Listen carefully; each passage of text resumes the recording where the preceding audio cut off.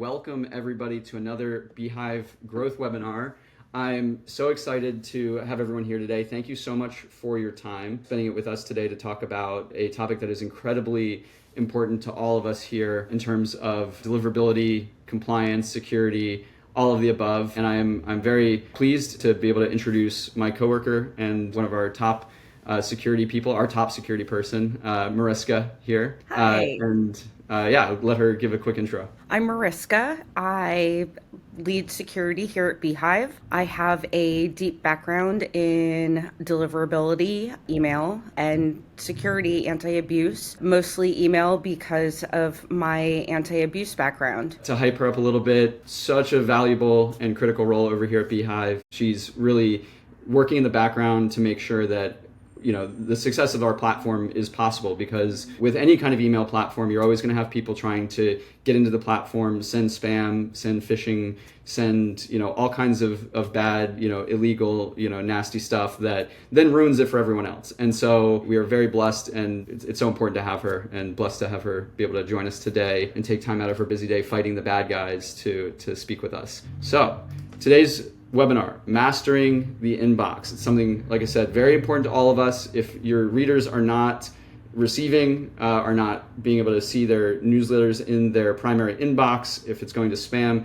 all of these things are so important to the success of a newsletter and making sure that they are hitting the right inbox. And so that's what we're going to talk about today, tips and tricks for hitting that primary inbox, making sure that you keep your hygiene clean. We have a pretty stacked agenda, so we'll move through things pretty quickly. We're gonna, as always, lay the groundwork, kind of cover the prerequisites you need to really be operating a successful newsletter, jump into talking about sender reputation, talk about some deliverability best practices, talk about ethical list building, some of the frequency, timing, metrics that go into creating a newsletter that's going to land, touch on IP warming and dedicated IPs for the folks who might be joining us who are a little bit further along in their journey, maybe a little bit more sophisticated, a little bit bigger, and then talk about red flags that are going to get your emails blocked so we can avoid those. Lastly, we have 3 different playbooks that we'll share with you that you can swipe and apply today. Throughout this presentation, I'm going to cover the slides, and then we're going to toss it to Mariska for her professional experience and feedback on those topics. Perfect. So if you've joined us before, this will be very, very familiar. We start every webinar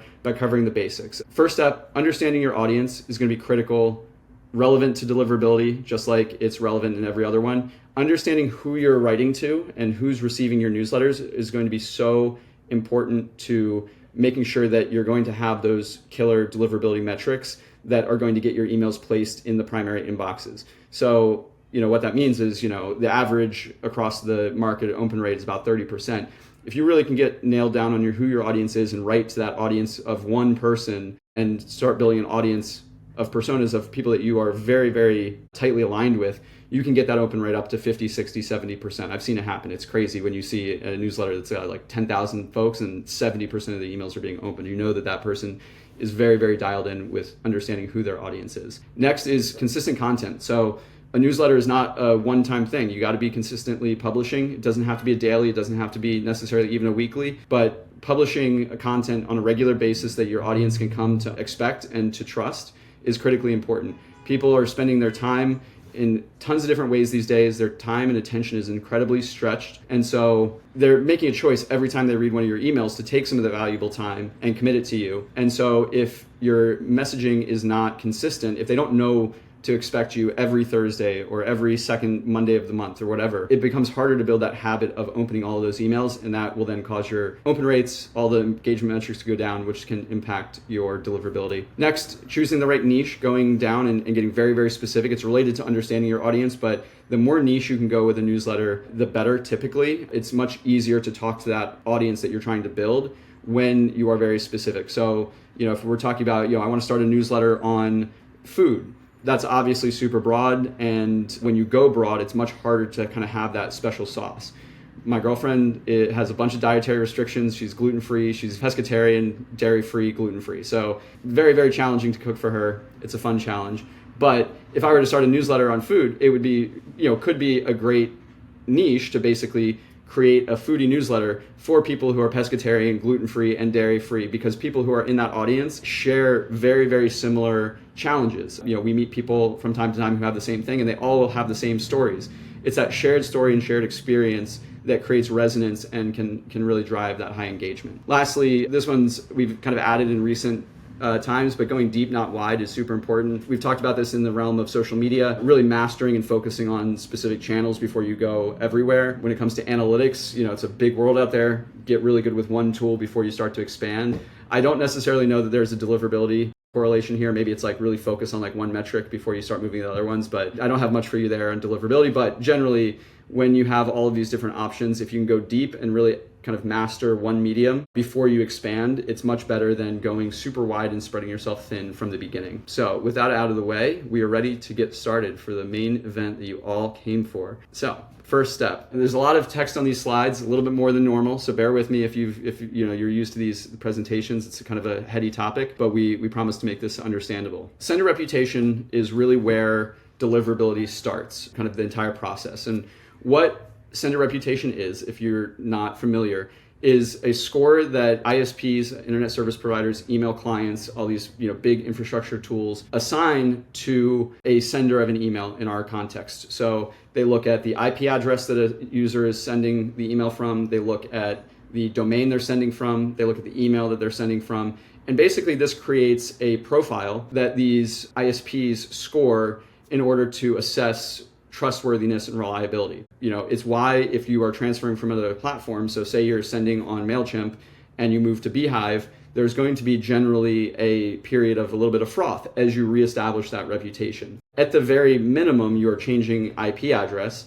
Many times you're going to be changing the IP address you're sending from, the sending domain that you're sending from, and the from person that you're sending from, the from email. What that equates to is an entirely new profile. So when you go from sending on MailChimp to sending on beehiiv, the end user's inbox is going to see you as a completely new unknown quantity. And so part of that with us is, when people transfer to beehiiv, you're put on the shared IP that is kind of the shared, we'll get into what that means deeper into it, but you're put on the shared pool that has an established reputation. And so when you move to beehiiv, some of that's mitigated because these ISPs know that our IPs are very, very high quality, are very trusted. And so the only variables now are the new sending domain and who you are sending as.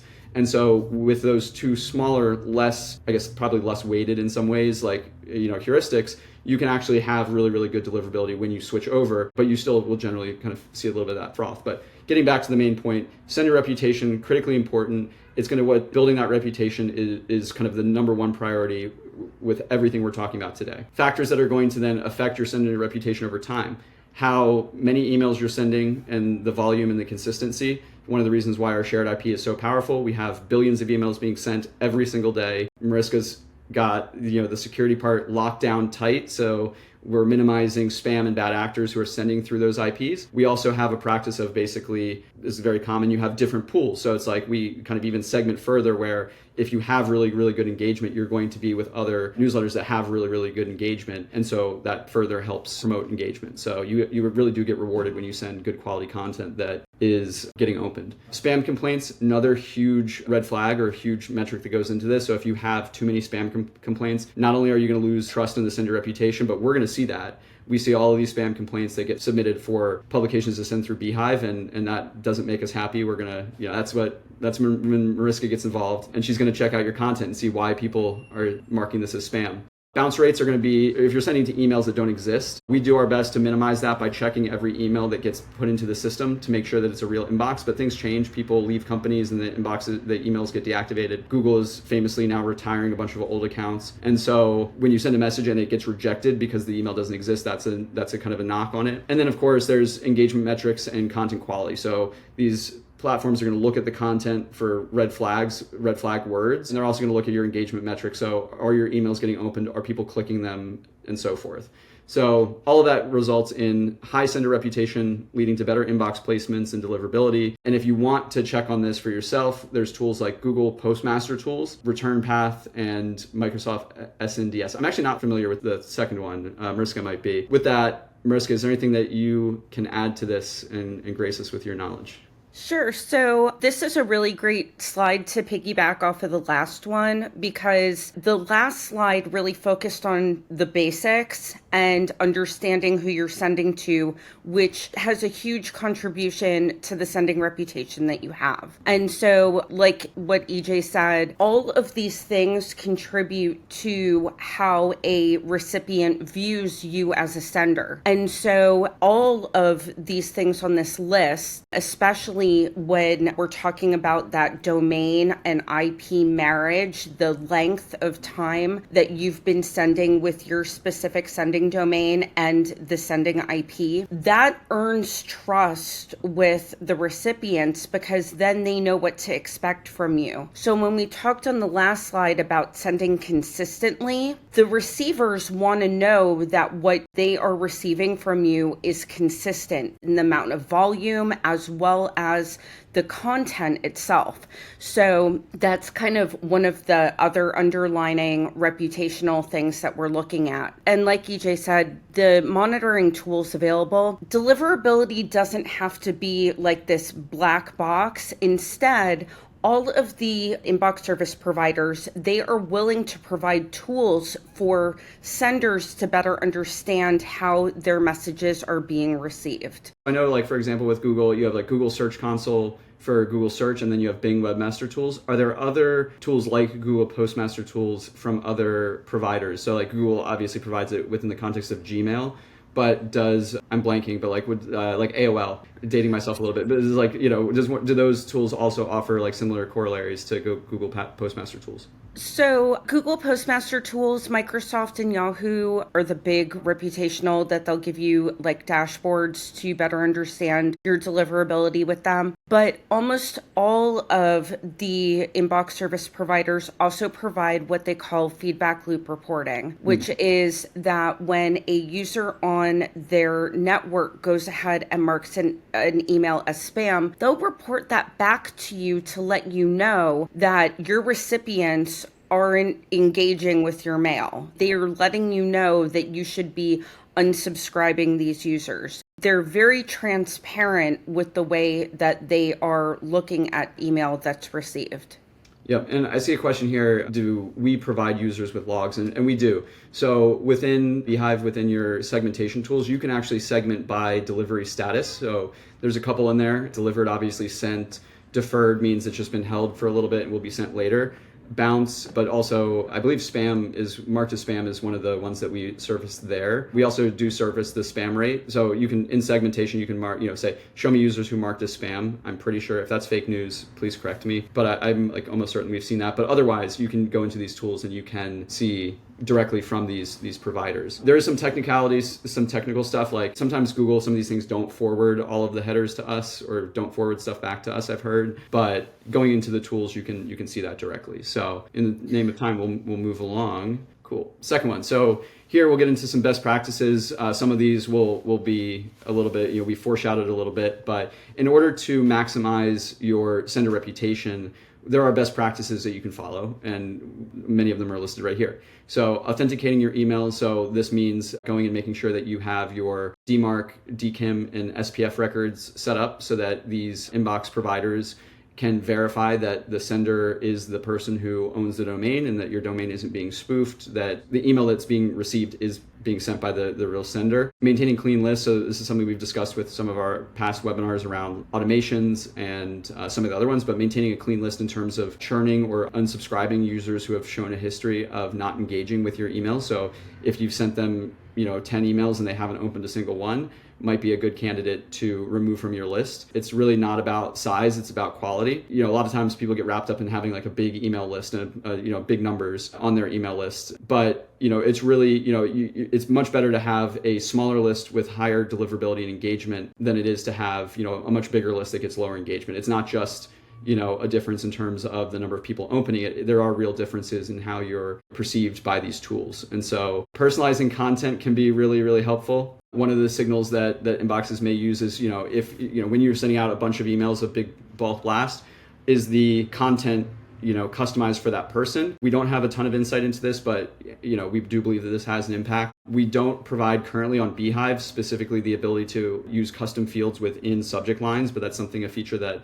I'm hoping that we'll add before too long, where you could actually say, special message for, and then put a first name. That's something that is fairly common if you're not on beehiiv, and hopefully we'll add that soon. But short of that, adding that content into the actual body of the newsletter where you can, personalize the intro and whatnot based on data that you have about your subscribers. Fortunately for beehiiv users, you don't have to worry about optimizing the email design. When we talk about optimizing email design, we're talking about making sure that the email is lightweight, that it's mobile friendly, that it's not going to break or look ugly in, a certain inbox. One of the challenges that we see consistently, Outlook is famously one of the more challenging inboxes to work with because it doesn't include all of the styling. And so, we've worked really, really hard to make sure that your emails do look as close as possible to what you're intending when they get sent there. But all of this being said, it's not about the look and feel, it's about the weight of the email, making sure that it doesn't get clipped, making sure that we're not actually sending images basically as attachments, that these are being loaded remotely.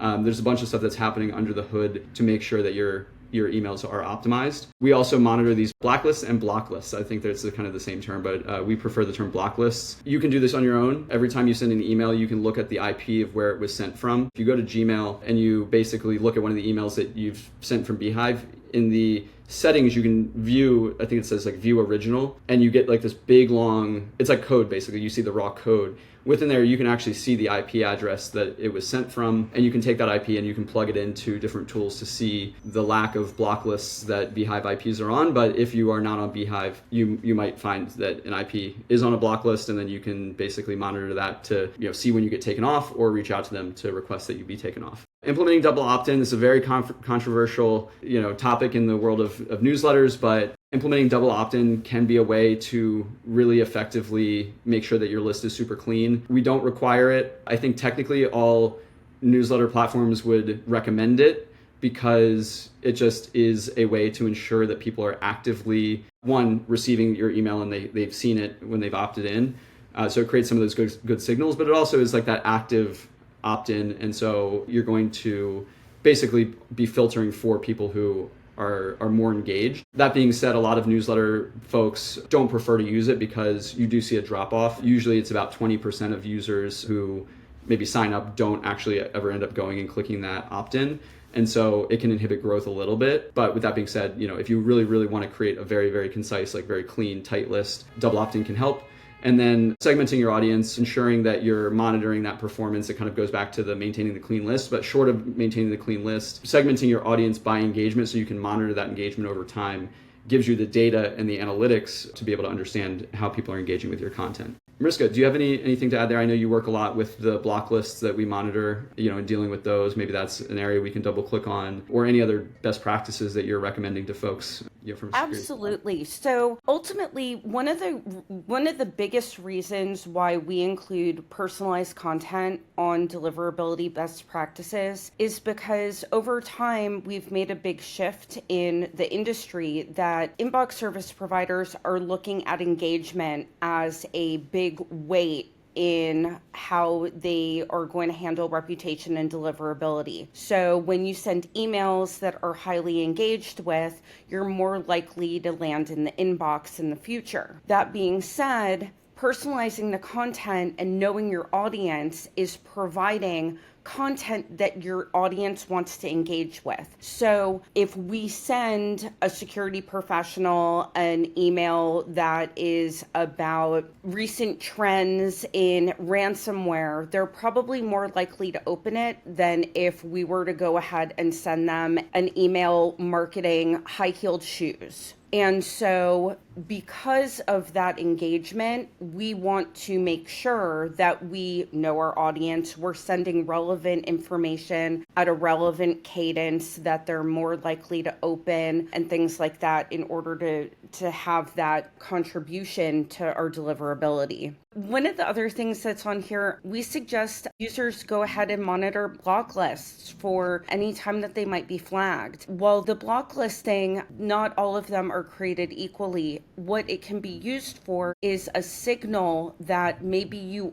can do better in following best practices. Not everybody gets on a blacklist because they necessarily are a terrible spammer, but they could potentially get on because they've made some mistakes because they haven't followed the best practice list to the letter of the law. While it might be questionable in the newsletter industry, within email deliverability specifically, there's no question about double opt-in. We always want to go ahead and make sure that users are engaged. And the reason why we ask for double opt-in, aside from all of the legality and reasons why you would want to do it from a compliance standpoint, it's been proven that it goes ahead and it improves our deliverability as senders because we know that we are sending email to people who are actually engaging with the content. And so that helps deliverability 100-fold. You would rather having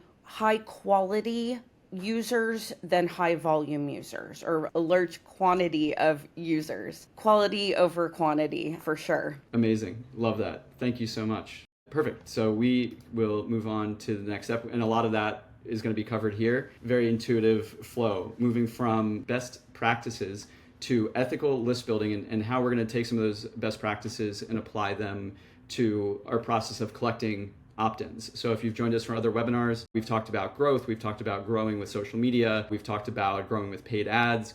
And these are all ways to obviously build that list. And so what we can do is layer on some of these ethical practices to those growth tactics in order to ensure that we stay in the good graces and have the best deliverability possible. So we said it. I promise we weren't just calling off from the slide, but quality over quantity is the name of the game. When you are collecting those subscribers, making sure that you are explicitly getting the opt-in to message them. So obviously you have to collect users through an opt-in form, but having like a clear call to action of like that they are subscribing for a newsletter, even sharing like how often that you're going to send to them, kind of setting those expectations can be really, really helpful in terms of making sure that the user is signing up and what they're getting is what they asked for, so that they don't ever feel like, oh, I didn't realize I was going to get flooded with all of these messages. All I was doing was trying to put my email in to get, entered into a giveaway. With that said, also, we've seen with kind of AI and some of the data tools that are out there, people trying to kind of take a shortcut to growth by either scraping emails from tools like LinkedIn or other places across the web, or even buying lists from tools. I won't name them to give any ideas, but there's plenty of data tools out there that you can basically, buy a list and do cold email for. It's worth calling out that cold email is explicitly disallowed on beehiiv. We're not a cold emailing tool. And if you do not have that explicit opt-in and can't show us where that opt-in came from, that is one of the ways that you will get blocked and kicked off of beehiiv if you do any of this scraping or using data tools to just download a giant list of people and upload them to beehiiv. You will not get away with it. Mariska is very good at what she does, and our tools are very, very sophisticated. There's not really a lot of detail we can go into on the signals that we use, so don't ask because we're not going to answer it. And I'm especially not going to give anything away with Mariska on this call because I'm not going to get in trouble with her. You will get caught. We will find out. It's not the right way to go. It's a shortcut, and the shortcuts, just like everything else in life, shortcuts, are short-term gain for long-term sadness. So from there, implementing double opt-in, we've talked about that on the previous slide. One of the ways you can really, we've talked about this with a lot of our other growth tactics, but offering some value in exchange for their newsletter or for their email address. This is just a kind of a general good tip in terms of getting more opt-ins, but having something like a lead magnet or something that you're delivering to them to provide some value can not only obviously encourage them to give them your email, but the punchline with deliverability being they're going to then go to their inbox to download whatever you're trying to send them or read whatever you're going to send them. So it causes that behavior and starts building that habit of getting them into the inbox. Making unsubscribing easy. We do that with all of the best practices of including like the unsubscribe header. So it's very easy for users to just do that from many of the inboxes where you can, like with Google, it's like, you can do it from the general view. It's also required that you have a link in the emails to unsubscribe, and we deploy those automatically in the footer. If you're not on beehiiv, you got to make sure that you have those. I think most platforms, if you don't have the link, they will not allow you to send, or they'll flag it. But if you're not on beehiiv, make sure that you're doing that. And then regularly clean and update your list. So make sure that you're always tracking those metrics of engagement. If things change over time, you're adjusting those heuristics. Maybe you find that you're going to say, okay, I'm sending weekly, so if somebody doesn't open 10 emails, which means they haven't engaged for 2.5 months, you're going to churn them. It's worth revisiting that. Maybe like the actual signal is maybe they haven't opened in a month. Why wait 2.5 months if it's like the same result?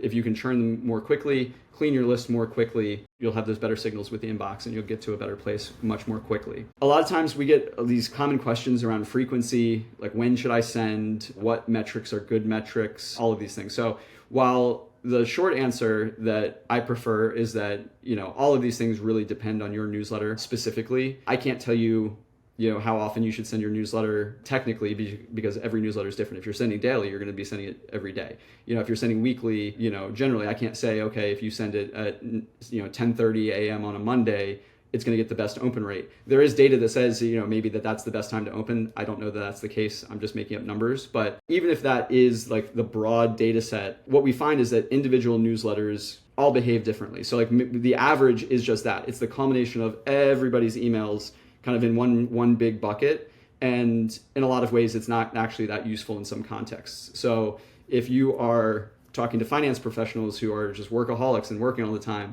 sending them a newsletter at 9 a.m., the general benchmark may be that's the best time to open. But if these people are at work at 7 a.m. and they're already 2 hours into their workflow by 9, you're not going to get a great engagement rate. You want to basically know your audience, calling back to the groundwork, and understand when are they most likely to be checking their email? When are they going to be having the time to sit and engage? With that being said, what we're not going to be able to do is say, hey, this is how often you should send or when you should send, but we can give you the tools to basically figure out that balance for your specific case. So frequency, again, depends on the type of newsletter you have. But with that being said, like if you're sending daily and you're a marketing newsletter and you're just sending general tips that's not super timely or kind of news focused, you might see a degradation in open rate if people are getting fatigued, because they don't necessarily need to see that content every single day. If you're a news-based newsletter, something like a Morning Road or Milk Road or Morning Brew, that is kind of going to be a very intuitive use case for a daily format. And so understanding kind of what makes sense for your audience is going to be key there. And again, we're not necessarily strictly talking about open rate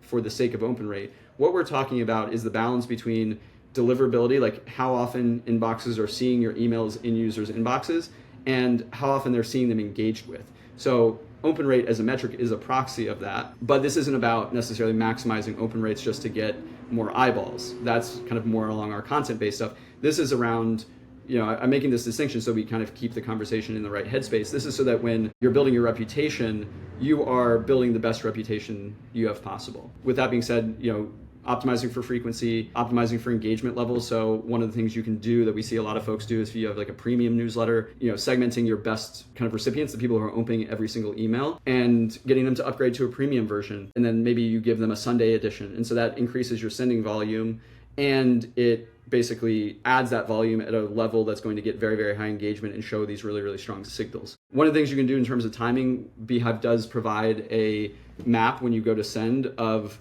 when users are most likely to open your emails. So right now what we would recommend is basically testing out different send times over a couple different editions of your newsletter. Maybe you send one at 9, the next week you send it at 10, the next week you send it at 11. I wouldn't recommend constantly testing this like for years and years, because then people aren't going to necessarily know when to expect your newsletter. But when you're starting out, when you have a couple thousand subscribers and you get some good data, you can start to see the trends of when people are most likely to open your email, and you can base it around that. So again, time zones are also something to take into account. We talked about that example with like finance people who maybe already be working by 9 a.m. But if your audience is in Europe and you're on the East Coast, sending at 9 a.m. is going to be delivering midway through their day. So maybe scheduling it so that it arrives in their time zone accurately. One thing I'm sure many people are thinking about is, a time zone, specifically sending to individual users in their main time zone. That's something that we've had on our radar and a roadmap for a long time, and hopefully something we'll tackle within the next coming months. but some sort of feature where you can basically say, hey, send to my user at 9 a.m. in their current time zone is something that I would expect to come to beehiiv before too long. And then as you're doing this, the metrics to track: open rate, click-through rate, conversion rate, in terms of whatever you're tracking. Conversion rate can be, we've talked about this in the analytics one on Tuesday, your subscribe rate on the website. So if you're not getting, a ton of people opting in, your messaging may be off, which then can have downstream effects if you're getting the wrong users. Unsubscribe rates, so people who are choosing to no longer receive your messages, and then spam complaint rates. Awesome. So again, we'll move through this one pretty quickly. It's not necessarily a ton that's super actionable, but do want to make people aware. So IP warming is the practice of when you start sending from a new IP address, basically feeding that IP address very, very high quality signals as you're getting started. So with beehiiv, you don't have to worry about this. If you are just joining, you're automatically on our shared IP. That's very warm, very, very high deliverability, very, very good reputation. And then we offer dedicated IPs to larger senders, generally above 100,000 subscribers. That's an extra feature you can add on to your plan. And with that, we actually have a tool called Smart Warming that also takes effect if you add a custom domain to your site. But basically, in either case, we're going to do the warming process for you. We're basically going to find users and we're going to start that IP. We're going to send, a very small number of users, maybe, just a single digit number of users the first day and the rest from the shared pool.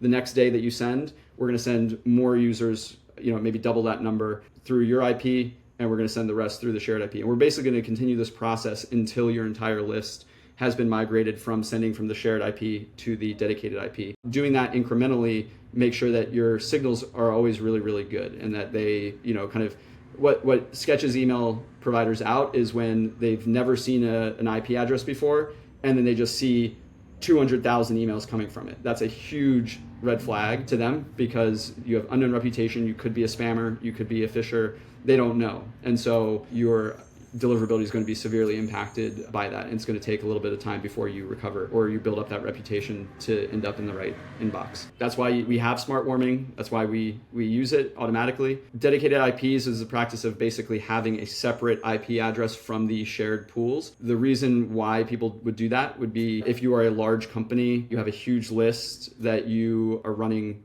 a maybe substantial business through, you may want to mitigate risk. And it could just be purely in kind of the risk management space where you just want to make sure that you kind of are controlling all the variables. We've really never had major problems with our IPs. And, I'm not jinxing it, I'm knocking on wood as we speak. We have a huge amount of volume. We have great sending practices. So the shared IP is completely suitable. There are just cases where sometimes by compliance, company has to be on a shared IP. So that might be a reason why. But yeah, it's just something that's out there. But yeah, we'll move on from there. Unless, Mariska, do you have anything to add about shared dedicated IPs, warming, anything like that? So basically, exactly what you said. The important part with warming is it goes with that trust. So you are slowly getting the recipient to trust you and who you say you are and that you're going to send consistently. And that is incredibly important to deliverability. Amazing. Cool. So we've probably covered a lot of these already, but I think this is a cool checklist that people can review and just, make sure that they're not hitting any of these. So I'm sure, Mariska, you'll have some feedback here, but I'll run through these pretty quickly. So red flags off the bat, spam trigger words. We mentioned those earlier in the call, but basically I have a fun story. I think I shared this before on another webinar, but basically a user reach out saying, hey, I'm getting 5% open rates. I don't know what's going on. I think all my messages are going to spam. And, can you help me? I'm like, of course, yeah. Let's figure out what's going on. I could see their posts were fine. They were not bad posts or anything like that. They weren't spamming, phishing, anything like that. And then I jumped into their welcome email, and their welcome email was like, claim your free gift card! ! And essentially, their welcome email was basically entering people to win a free gift card if they interacted with the welcome email. So in theory, kind of a unique way to drive engagement with that welcome email and start building those signals. But one of the most famous scams obviously is the gift card scam. And so if you say free gift card and you use all these exclamation marks, you're obviously going to get blocked. And so none of his messages were making to this inbox. And I was like, oh, after like this huge investigation where I couldn't find any signals, I literally just saw this one welcome email. I was like, well, bro, like that's why. And he fixed it. And overnight his deliverability problems were fixed. But it really is kind of one of the easiest things to avoid, just making sure that, when users are seeing those subject lines or the body of the content, it couldn't be construed as some sort of scam. There are lists. We might have a blog post on this. I don't have it handy, but if you want to go and Google spam trigger words, there's tons and tons of articles that exist to share. I'd actually be kind of surprised if we don't have an article on our blog, but I just don't have the link handy. But similarly, kind of with that, part of that is like fully capitalized words, exclamation marks all over the place. You can obviously use them sparingly, but like don't use them in every sentence. Don't use like 5 of them in your subject line and so forth. Basically, your from name should basically, I think we do this automatically for folks, but make sure that like the sender, who you're sending from, and the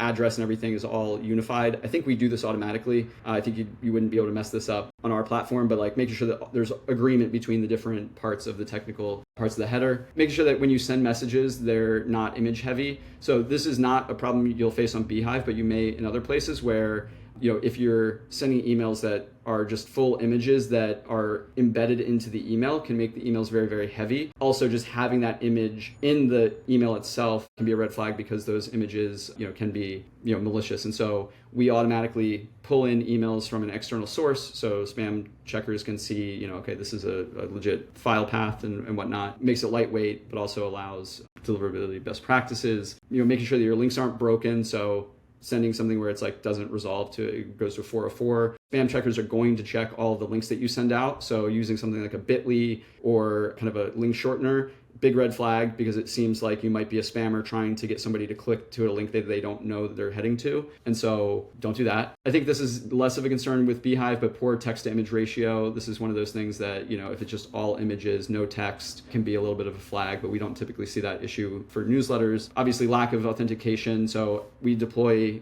DKIM and SPF automatically. We also provide tools to show you how to set your DMARC. We may actually deploy DMARC now. Don't quote me on this. We released a feature literally 2 days ago, or we may not even announced it yet, but we have a new feature within our custom domain tool where you can basically, we do it for you. You basically tell us the domain that you want to set as your custom domain. And there's like a walkthrough with a tool called Entry that we've partnered with that basically updates your DNS settings with whoever your host is. So if you use GoDaddy or Squarespace or whoever to buy your domain, this tool will basically set up all of those records for you. It's one of the biggest pain points that we've seen with users, having to navigate kind of these very technical panels. Don't quote me. I don't know that we deploy DMARC automatically now, but that was something that you had to do manually because we didn't have access to your DNS. The other two, we have always deployed automatically because we can do that on our side. And maybe in the follow-up, I can verify whether we deploy DMARC. And if we don't, we probably should if we have that ability with this new tool.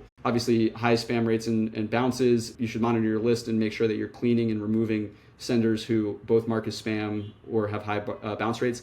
I believe we automatically remove. Do we automatically remove spam complaint people? If you marked an email as spam, do we automatically remove them from a list? Do you know, Mariska? So I believe that we auto unsubscribe complaints and unsubscribes. Yeah. Okay, cool. Yeah, that's what I thought as well. I don't know that we auto unsubscribe bounces just because sometimes bounces are not permanent. This is a little bit of an area where I'm outside my depth, but I know with our marketing tools, like I can see like show me people who have bounced once and I see a huge list, and then I go into their profiles and I can see that they've received and opened other emails. So a single bounce doesn't necessarily mean that it's not a real email, but if you see somebody who's consistently bouncing over and over and over again, I believe our upstream vendor SendGrid may do something as well if like it's just getting bounced a bunch of times, but I could be wrong about that. But monitor that yourself with a segment. Remove those users if you see it happening repeatedly. And then inconsistent sending patterns. This is why I talk about consistency, making sure that you're sending on that consistent cadence. If you've been sending weekly for years and years and years and you start sending daily, that can be a little bit of a red flag. So like ramp that up, maybe start sending 3 times a week and then move to week daily. And then obviously one of the biggest red flags is if you just start sending, if you were sending it to 10,000 users and you just bump that up to 100K, that's gonna be a huge red flag. Where did those users come from? Usually there's like not really a legit use case where that would happen. Some of the legit use cases might be you bought another newsletter and you're incorporating their list using ethical opt-in practices, but that happens very rarely and there's ways to like be smart about that. But if you just automatically just start seeing like a huge influx. It's going to raise red flags all over the place, us as well. We're going to see, hey, where did these people come from? What is like the makeup of this audience? And it's going to raise the hackles, so to speak. Mariska, anything to contribute? Yeah, so again, these things reinforce following best sending practices. If you are sending information or content that is relatable to the recipient, that is expected and on a consistent cadence, you're not going to be hitting any of these red flags. Ultimately, we want to make sure that recipients are expecting emails from us, that they have clearly opted in, and we are following proper authentication, and we're sending content that they want to engage with, spending the extra time to go ahead and look through the content and fact check it and grammar check it and so on and so forth in order to make sure that it is digestible to the person receiving it. Amazing. Thank you. That's perfect. And with that said, I think we're ready to jump into our playbook. So first one, deliverability audit. I'm going to go through these really quickly because I do want to get to the Q&A and we have just a few minutes left. But this is a playbook that I've run extensively in my history as a marketer working for agencies. Basically, this tool called MX Toolbox, it'll tell you what your SPF, DMARC, and DKIM are and flag any issues. There's a tool called Mail Tester where you can send an email to the service and it'll show you an audit of like anything that's missing, anything you can fix. One of the most valuable tools I've used across my career was literally working with a company, that I was advising, and they were like, hey, one of the things we have a challenge with is our re-engagement emails. They just don't seem to get that much engagement. So they pulled open their interface. They weren't on beehiiv. They opened up their sender and they have like a 5% open rate. I'm like, dude, like this isn't just low engagement. Like you guys have spam. This is like a spam issue. Like this is, I felt like an exterminator. Like you got ants, you have spam. Let's figure this out. So I literally just had them send a test email to this service, Mail Tester, and it literally pinpointed exactly what it was. It turned out their DMARC wasn't set up correctly. They had one, but it was configured wrong. So they fixed it immediately. Like a couple weeks later, they were sending me fruit basket because they were up to 30% again. You can check your IP address reputation using this tool. I prefer a tool. It's called Talos. It's by Talos. It's by Cisco, but it just will show you your reputation. There might be some better ones that maybe Mariska can contribute, but I've used that one, fine over the years. And then this tool called Glock Apps will give you a seed list that you can upload into your account and then send a test to that seed list. And then it'll show you the inboxes that you're landing in. So you can see, okay, on Yahoo, I'm in this inbox, and Google, I'm in primary, etc., and so forth. Between all four of these tools, you'll get a really, really solid picture of your deliverability, and you can see if there are any issues exactly where you can pinpoint, what to fix. Real quick, Mariska, do you have any other tools for reputation? I know we mentioned earlier in the talk the Google Postmaster tools. Is there like any other, like a repository of block lists that they can submit their IP to or whatnot? Sure, the big ones that we use generally are MX Toolbox and VirusTotal, because ultimately what we kind of see is that MX Toolbox reports deliverability-based reputational information for block lists, like when you are banned from sending email, whereas VirusTotal gives a more comprehensive view on security vendors that might have flagged your domain or IP address space. And so we always suggest making sure to check both. There are a lot of other third-party vendors or vendors who their data doesn't go into those two repositories, but normally you'll go ahead and receive some sort of complaint from a user, something like that, that allows you to whittle down exactly who you might have a reputational issue with. Perfect. That's amazing. That's super helpful, I'm sure, for the folks listening. So from here, welcoming new subscribers, very simple process. Send a welcome email, ask users to save your address in their contacts list. Pro tip also, you can request that they reply. It can be a very organic thing like, hey, how did you hear about my newsletter? What do you think about this topic? It starts to build that relationship and show the inboxes that you're trusted, because generally you don't reply to untrusted senders. And then one of the things you can also do is, like, in your subscribe flow, you can set up a custom page that says, hey, thanks for subscribing. Just sent you an email. Before we go a step further, go check your email, send a reply, and then come back here, and then you can just have them have a next button to continue on. You can't necessarily block them from doing anything until they do that, but it's a good practice that, just reinforces what you want them to do. Lastly, IP warming process. Use beehiiv Smart Warming. It's the easiest thing in the world. You literally don't have to do anything. We do everything automatically for you. You set up a custom domain or you purchase a dedicated IP from us. We're going to do it for you. But if you're on a different platform that maybe doesn't offer that, start with your most engaged users, the ones who open all of your emails.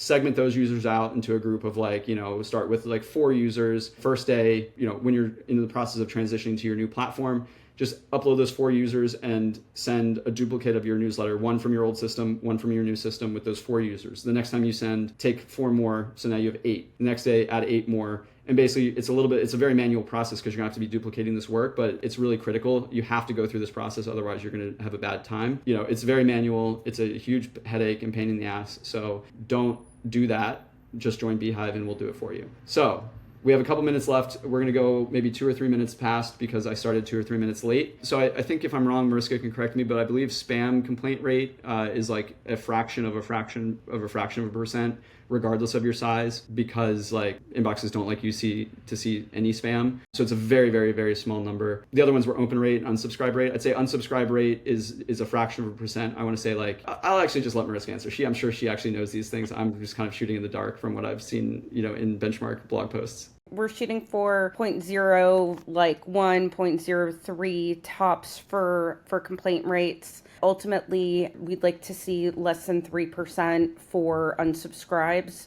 Ideally, we understand that there are circumstances that people might not have the time, and as long as you give them a path, you get deliverability credit for having the means for users to be able to do it. Mariska, you can tell me if I'm totally wrong, but Tyler told me this, and he, obviously working at Morning Brew, is a little bit, has some credibility. He has said before that unsubscribes don't technically count against you because at the end of the day, that's what email providers want to incentivize. It's like if somebody doesn't want to get an email, they want them to unsubscribe. So it's a good signal because it would mean, if it's high over a long period of time, it may mean that you're not collecting users with consent. They're not, getting the value they thought they would. And that can basically be a red flag of different types of deeper problems.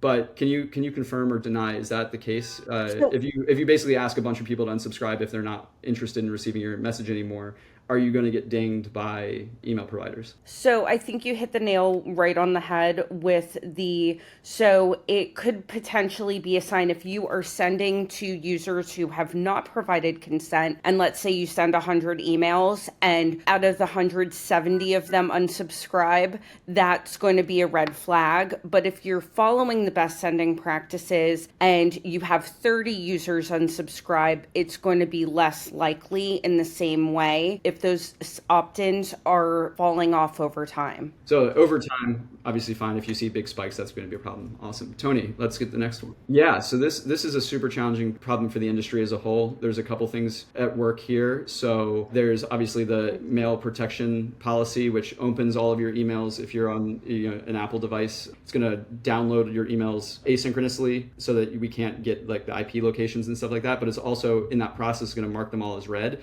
There's other tools that will strip out the tracking pixels, so none of them will be marked as red. So there's not really like one single problem here in the industry. I'm sorry, the question was, with all of the challenges to the stuff that Apple's implementing, what are the best practices to make sure that, the people that we're tracking engagement for actually are either unengaged or are engaged? And so from there, I was saying that there's a bunch of different challenges across the industry. There's the challenge of, mail privacy protection, but tools like Hey, which is an email tool from the people who make Basecamp, they remove all of the pixels. So it's like for some, all of them are going to be marked as opened. Others, none are going to be marked as open. Spam filters will go into your email and click all of the links. We've deployed very robust tools for bot click tracking and removing those bot clicks from reporting.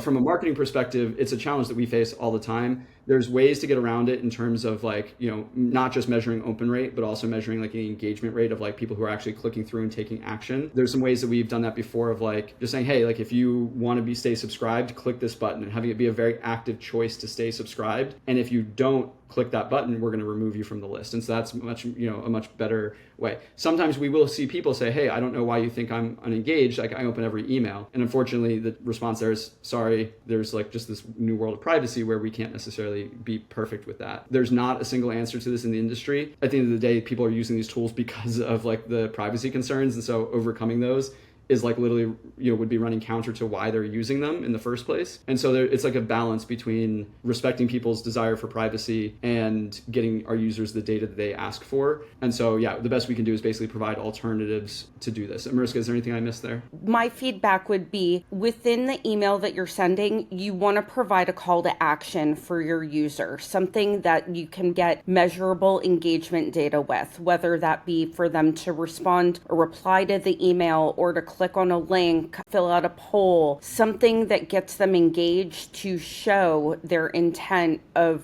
participating with your content. Amazing. Perfect. That said, we'll cut off Q&A. Obligatory. If this was useful and you're not a paying beehiiv member, I highly recommend you upgrade. Not only will you get access to all of our powerful features, we didn't necessarily go into a ton of them today because this was kind of more about deliverability generally and not necessarily in the platform, but smart warming, super relevant here, segmentation, being able to send to those segments automations to, automate some of this process of engagement. All of those things, or not all of those are part of our paid plans, but they can be included in our paid plans. Specifically, with a paid beehiiv account, you get access to our beehiiv publisher community. We have, I think, close to 3,000, maybe 4,000 people in that group, hundreds of posts a week, dozens a day, super engaged. There was like 10 different channels. There's like how-to, feature requests, feedback on newsletters, a general channel just to connect, recommendations. There's a bunch of really, really useful things. When you sign up for beehiiv, what we're going to do is we're going to send you that invite. When you upgrade to your paid account, we're going to send you that invite. If you are a paid user and you don't have access, you can email me